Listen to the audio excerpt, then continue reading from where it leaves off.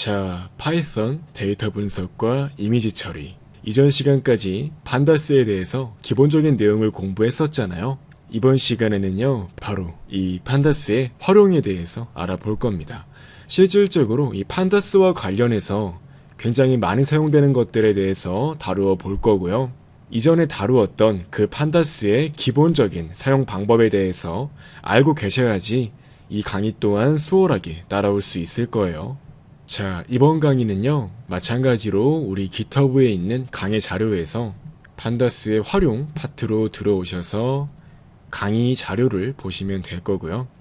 이번 강의 또한 실습 위주의 강의이기 때문에 이렇게 콜앱에서 소스 코드를 열으셔가지고 내용을 보시면, 자, 먼저 알아볼 건 바로 데이터 프레임의 마스킹인데요. 우리가 이전에 그 넘파이를 이용해서 오픈CV에 대해서 공부를 했을 때 이미지를 각각 픽셀 단위로 어떻게 처리할 수 있는지에 대해서 공부를 했었죠.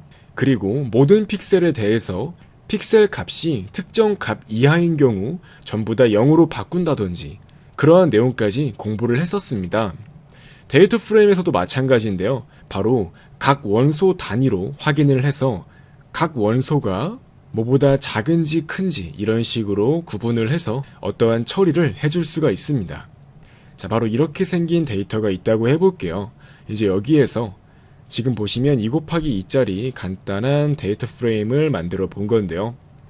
이제 여기에서 이 A라는 시리즈에 대해서, 즉 컬럼에 대해서 각 원소가 5 이하인지 출력하도록 만들었더니 바로 이와 같이 true 값이 이렇게 담겨 있는 걸 확인할 수 있죠.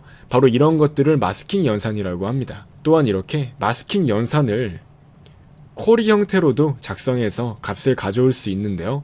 보시면은 데이터 프레임에서 쿼리를 날리는데 A 컬럼은 5보다 작거나 같고, 그리고 B 컬럼에 대해서는 8보다 작거나 같은 그런 행만 출력을 하라고 할 때 이렇게 쿼리문을 작성할 수 있습니다.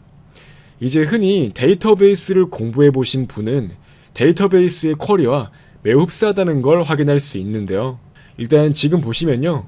자, 이 두 개의 행에 대해서, 즉 두 개의 데이터에 대해서 둘 다 A 원소는 5보다 작거나 같고, 그리고 이 B 원소는 8보다 작거나 같죠. 그렇기 때문에 두 개 다 출력된 걸 확인할 수 있는데요. 이제 이렇게 행 단위로 어떠한 조건을 만족하는 데이터를 가져오고 싶다 했을 때 쿼리를 날릴 수가 있는 겁니다. 예를 들어서 이제 B가 5보다 작거나 같은 행만 추출하려고 한다면 이제 이 두 번째 데이터만 출력이 되겠죠. 한번 결과를 확인해 볼까요? 네, 이제 제가 생각을 해보니까요.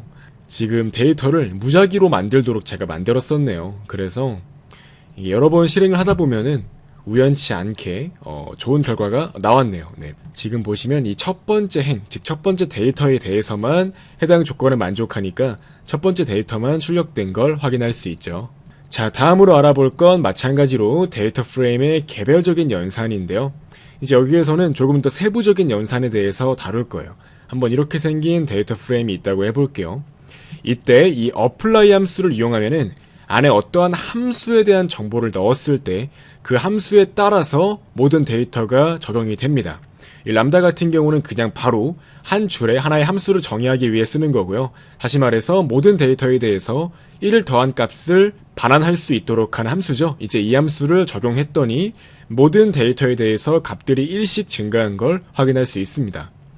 혹은 이렇게 람다 함수 말고 그냥 함수 자체를 따로 정의해서 그 함수를 넣어줘도 똑같은 결과가 나오는 걸 확인할 수 있습니다. 자, 그리고 이어서 데이터 프레임에 대해서 특정한 데이터를 찾아서 그 데이터만 변경할 수 있는데요. 데이터의 원소 중에서 이 애플이라는 값을 가지는 그 셀에 대해서만 데이터를 에어폴트로 바꾸도록 만든 걸 확인할 수 있죠. 모든 애플 데이터는 다 에어폴트로 바뀌었습니다. 이제 이런 식으로도 데이터 프레임에서 개별적인 그 셀에 대한 연산을 수행할 수 있고요. 그리고 이어서 데이터 프레임의 그룹화에 대해서도 알아보겠습니다. 이 그룹화 같은 경우는요, 실제로 데이터를 우리가 원하는 형태로 가공하거나 시각화할 때 굉장히 많이 사용되는데요.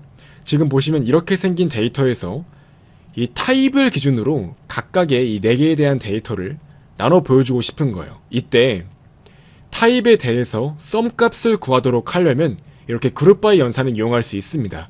이것도 데이터베이스랑 굉장히 유사한데요. 타입에 대해서 그룹화를 하면은 이 fruit에 대해서 하나 묶이고 이 밀에 대해서 묶이겠죠. 이제 그 묶인 데이터에 대해서 합계를 출력하도록 만드는 겁니다. 자, 그러면 이렇게 이 frequency, 즉 정수형 데이터에 대해서만 합계 처리가 되기 때문에 7과 3을 더한 10, 이 밀에 대해서는 5와 4를 더한 9가 출력이 되는 겁니다. 이제 이런 식으로 그룹 바이에 대해서도 알아보았고요. 자, 이어서 또 알아볼 거는 바로 어그리게이트입니다. 총 4개의 컬럼과 4개의 데이터가 있는 데이터 프레임을 고민해 볼게요. 지금 보시면은 어그리게이트를 수행해서 이 민과 맥스 그리고 에버리지를 한꺼번에 구한 값을 출력하도록 만들었는데요. 여기서 말하는 어그리게이트 같은 경우는 그냥 집합이란 뜻을 가지고 있는 거고요. 이 여러 개의 그룹 바이 연산들을 한꺼번에 수행할 수가 있어요. 다시 말해서 아까와 마찬가지로 이 타입에 대해서 그룹 바이를 수행하니까요. 이 fruit과 밀에 대해서 묶일 건데 이렇게 묶인 정보에 대해서 이제 정수형 컬럼이라고 할 수 있는 frequency와 importance에 대해서 각각의 연산이 수행된 걸 확인할 수 있습니다. 과일 같은 경우는 가장 적은 과일의 개수가 3개, 많은 과일의 개수가 7개, 뭐 에버리지는 어떤지 이런 식으로 값들이 전부 다 잘 그룹 바이로 묶여서 집계를 한 것을 확인할 수 있죠. 이제 이런 식으로 다양한 그룹 바이 연산들을 한꺼번에 또 수행할 수가 있고요. 그리고 이렇게 그룹 바이로 나온 결과에 대해서 필터링을 수행한 결과까지 우리가 구할 수 있는데요. 자, 그룹으로 묶었을 때 그 프리퀀시의 평균값이 5 이상인 경우에만 출력하도록 만든 예시입니다. 다시 말해서 프루시랑 밀이랑 각각 묶었는데 민값이 하나는 5고요. 하나는 4.5죠. 따라서 민값이 5보다 큰 이 fruit에 대해서만 데이터가 출력되는 걸 확인할 수 있습니다. 또한 이 예제도 굉장히 유사한데요. 타입에서 그냥 단순하게 이 fruit 타입에 대해서만 데이터를 가져온 걸 또 확인할 수 있습니다. 자, 그리고 마지막 예제 같은 경우는 하나의 갭이라는 컬럼을 만든 걸 확인할 수 있는데요. 이제 일반적으로 이런 형태가 많이 사용이 되는데요. 자, 프리퀀시의 민값과 얼마나 차이가 나는지를 각각 계산해서 넣어준 걸 확인할 수 있습니다. 다시 말해서 현재 이 fruit의 평균값은 5죠. 그렇기 때문에 얘가 평균보다 이만큼 더 크기 때문에 갭이 2가 되는 거고요. 이제 이런 식으로 하나의 컬럼을 만들어서 갭이라는 컬럼으로 넣어준 거고요. 따라서 이렇게 그룹별로 각각의 셀에 대해서 어떠한 연산을 처리해서 이제 그것 자체를 컬럼으로 설정할 수 있다는 것까지 알아보았습니다. 그리고 다음으로 알아볼 건 바로 데이터 프레임의 다중화인데요.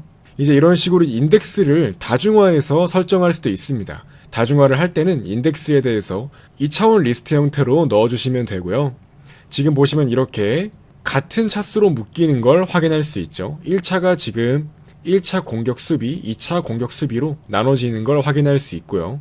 이제 이때 다중화에 대한 연산까지 처리할 수가 있습니다. 지금 보시면은 1회와 2회 컬럼에 대해서 이 2차에 수행된 것만 가져오라고 하면 바로 이렇게 정보가 가져와지겠죠. 이제 이렇게 다중화된 데이터 프레임에 대해서도 특정 데이터만 가져오거나 하는 등의 작업이 가능합니다. 또한 엑셀을 이용해 보신 분들은 이 피벗 테이블에 대해서 잘 알고 계실 건데요. 특정한 데이터 프레임이 있다고 했을 때 이제 여기에서 열과 행을 서로 바꾼다든지 정말 다양한 처리가 가능하도록 해주는 게 바로 피벗 테이블인데요. 저는 기존의 데이터 프레임을 바꾼다고 했을 때 어떻게 바꾸느냐 하면은 인덱스 값으로는 importance를 넣어주고 이제 컬럼으로는 이 타입을 넣어주고 다시 말해서 이 fruit과 밀로 컬럼이 구성될 거고요. 그 다음에 이제 값으로는 어떤 걸 넣을 거냐 하면은 이 프리퀀시를 또 넣을 수 있도록 만들었습니다. 자, 확인을 해보시면요. 현재 컬럼 같은 경우는 fruit과 밀이 차례대로 들어가 있는 걸 확인할 수 있고요.